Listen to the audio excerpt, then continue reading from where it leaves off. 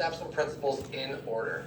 You will eventually get here. So tonight you want to hear some of these things, start thinking about these ideas. And actually we're going to be talking about relationships tonight. And it's not a bad idea to start forming some of these key relationships, even your first time coming to Celebrate Recovery. But I just want to encourage you that you should start at the beginning. It's step one, principle one.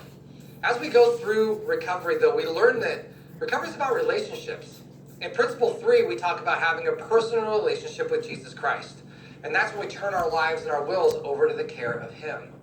And next, we start to see that recovery isn't really meant to be alone, to be traveled alone. You need to have, in fact, 3 important relationships. Now, most important, again, is that relationship with Jesus Christ. He's the foundation. Then after that, you need a relationship with a recovery group or a church family like here. And lastly, you need a relationship with a sponsor or a group of accountability partners. And identifying these key people is especially important before you do begin working principles 4 through 6.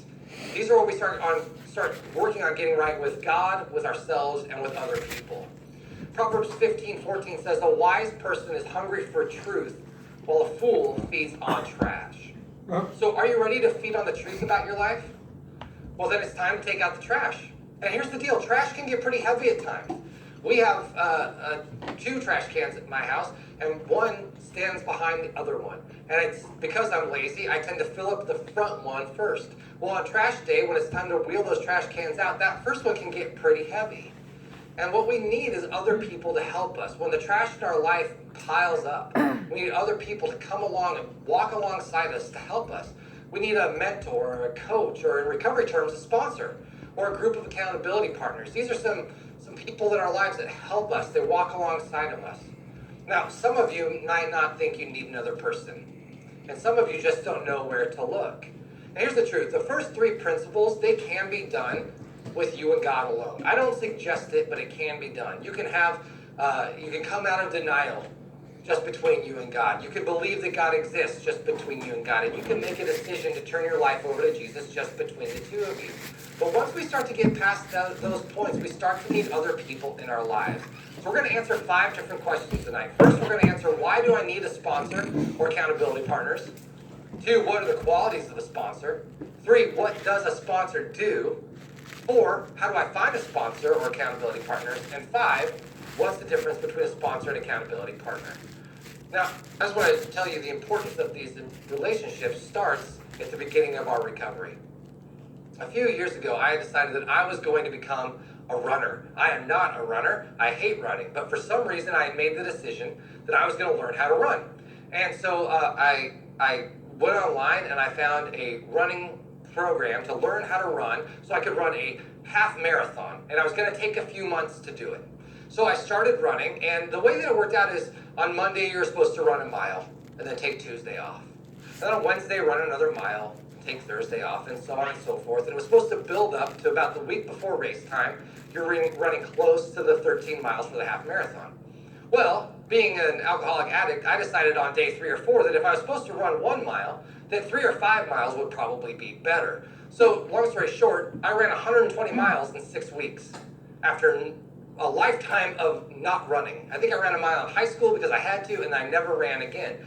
I ended up blowing out my IT band because I ran so much, I overused it, and I hurt myself. Now, had I had someone like a running partner to come alongside me and say, Johnny, you're running too much. You should take it easy. You shouldn't run today. Remember, the program says don't run. Or maybe even to say, hey, you're slowing down a little bit. Pick up the pace a little bit. I would have been much better off, because here's the truth. I haven't run since. I hurt my IT band. I went to the doctor. He told me I could start running again, and I have never gone back to running.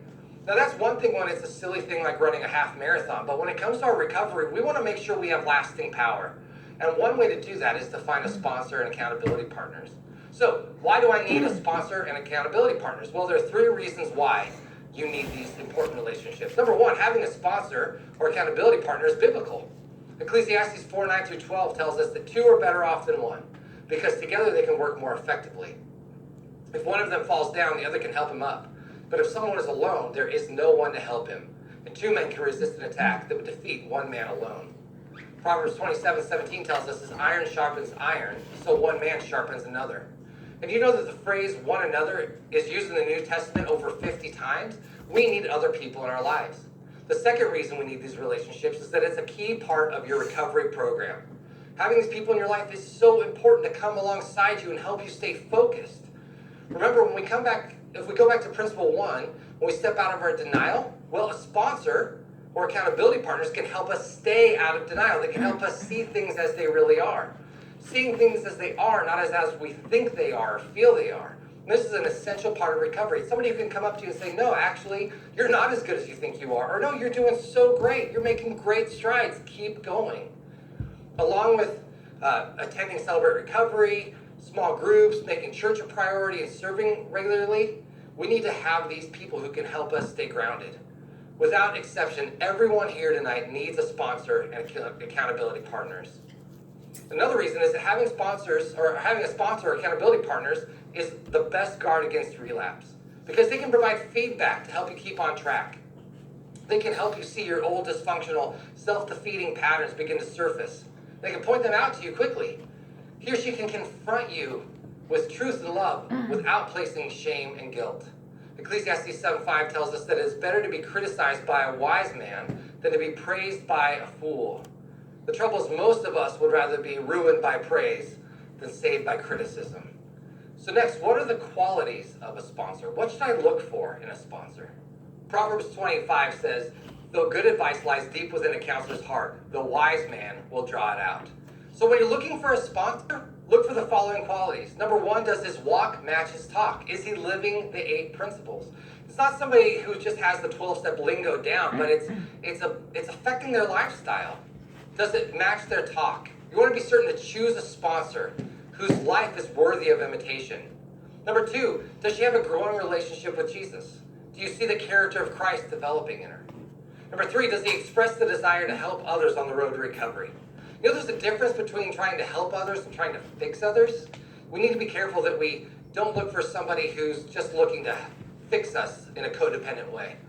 Number 4, does your sponsor or potential sponsor show compassion and care and hope, but not pity? We don't want somebody who's going to look down on us and feel sorry for us. We want someone who we can go to and that will be sensitive about our pain. As Pastor Rick Warren says, people don't care about how much you know until they know how much you care. Next, is he a good listener? Do you sense that he honestly cares about what you have to say? 6, is she strong enough to confront your denial and procrastination? Does this person care enough about your recovery to really challenge you? Do they offer suggestions? Sometimes we need help in seeing options or alternatives that we would be unable to find on our own. A good sponsor can take an objective view and offer suggestions, but not give orders. And number 8, can she share her own current struggles with other people? You want a sponsor who can be transparent and vulnerable. Not somebody who makes it sound like everything that they did in the past has now made them perfect and they don't have to worry about it anymore, but somebody who's working the principles every day. So what's the role of a sponsor? Let me give you 6 things your sponsor can do. Number 1, she can be there to discuss issues in detail. They're just too personal or take too much time for a meeting. This is especially true as we begin to work principle 4. You don't share your complete inventory, which we'll talk about in a couple of weeks, in a group setting. We want to make sure that we're doing that in a way that is safe with one other person. Somebody who can talk to you openly and who can listen to this, but that isn't going to take all the time away from the group. The sponsor can also be there to share their own experiences and offer strength and hope. They can tell you, you think you're bad? Listen to how I felt when I went through my recovery, because they've done it themselves. The sponsor's role is to model Christ's grace, forgiveness, and to give a sense of perspective. Number 2, your sponsor is available in times of crisis or potential relapse. You want someone that you can call, someone that you can reach out to, not someone who's too busy. Many of us will tell newcomers who we sponsor, call me before you take the first drink. Call me before you look at the first website. Call me before you spend the money, or before you skip a meal, or before whatever it is that's their particular issue. We want somebody who can be there. Remember Ecclesiastes 4:12, it says 2 men can resist an attack that would defeat 1 man alone. Next, your sponsor can serve as a sounding board by providing an objective point of view. This is somebody who can tell you the truth the way they see it. This is especially true when we get to principle 6, or start dealing with sensitive areas of offering amends and forgiveness. And you need somebody to say, no, I think that it's a good idea for you to hold off here or to go forward here. Somebody who can be objective to your recovery. Number four, your sponsor's there to encourage you to work the principles at your own speed. It's not your sponsor's job to work the program for you. It's not your sponsor's job to tell you that you're going, that you're doing it wrong. But it is somebody that can confront you when you're stuck. A lot of us get bogged down. A lot of us get stuck in recovery, and your sponsor can help you pick it up a little bit. They can also slow you down if you're working too fast. Most importantly, the next thing your sponsor can do is they attempt to model the lifestyle that results from working the 8 principles. It's somebody who can say, I've done it myself. This is what's happened for me. And also a sponsor can resign or be fired. Sponsorship is not a lifetime decision. Next, we need to look at how do I find a sponsor or accountability partners. Now look, the responsibility of finding these important relationships is individual. It's up to you. You need to find your own sponsor. But let me give you a few guidelines to help you in your search. Number one, first and foremost, this person needs to be the same gender as yourself.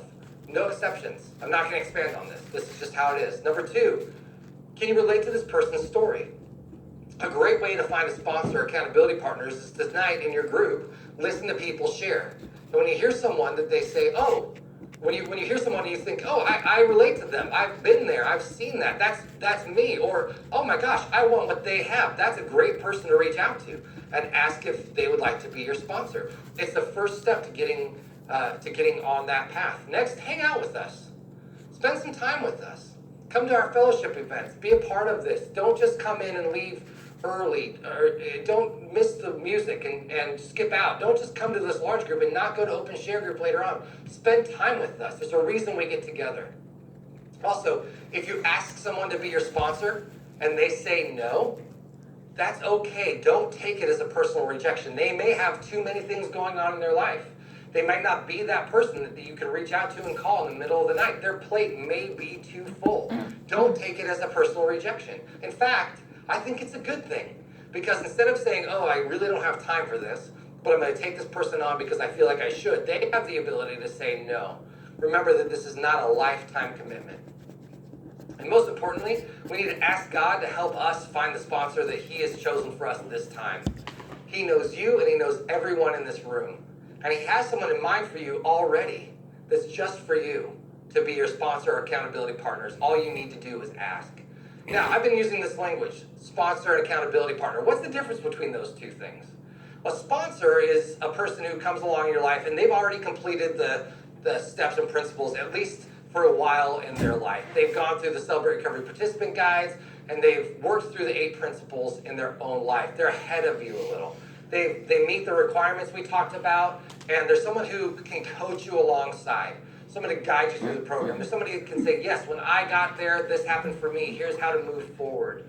Oh, you need to work on here. This is an area you're getting stuck at. There's someone that can guide you through it. An accountability partner is somebody who's alongside you. It's the people in your circle. It's the person that can hold you accountable for certain recovery issues, or maybe they're holding you accountable for meeting, for coming every week, or for attending large group, or they're just somebody that you can call. Maybe you've made a commitment to read your Bible every day, and they're going to call you and ask you, how are you doing? There's someone who walks alongside the road to recovery. They may be ahead of you. They may not be as far as you, but they're just walking alongside you. I'll tell you what, I actually like having a large group of accountability partners way more than just having one sponsor. I love my sponsor, and I check in with them all the time. But if something happens to him, if I put all my eggs in that basket, now I'm in trouble. But when I have a group of men around me that I can call, that I can check in with, that have the ability to do the same with me, then I have much more accountability and much more help in my life. I have a team of people who can walk alongside me, not just a coach who's guiding me. Both of these relationships are so important. I want to encourage you to begin forming that team tonight. Don't wait until you need it. Begin forming these important relationships tonight. If you need somebody to talk to one of the leaders here and ask them for help. Ask them who they think would be a good sponsor for you. Don't forget to go to your group and listen to the shares that happen and find someone you relate to and begin forming that important relationship with them tonight. Let's close in prayer. Heavenly Father, God, we thank you so much for this time. We thank you that you've brought us all together. And we thank you that you have made us into a group of people that we're not on our own, but there are people who have been in this program longer than us that can guide us through this. So God, for each person here tonight, I pray that you would help us form these important relationships. Help us each find a sponsor who can guide us, and help us each reach out to a group of people who can hold us accountable. Thank you that you haven't left us here on our own, but you've given us great power through each other and through you. It's in your name we pray, Jesus. Amen.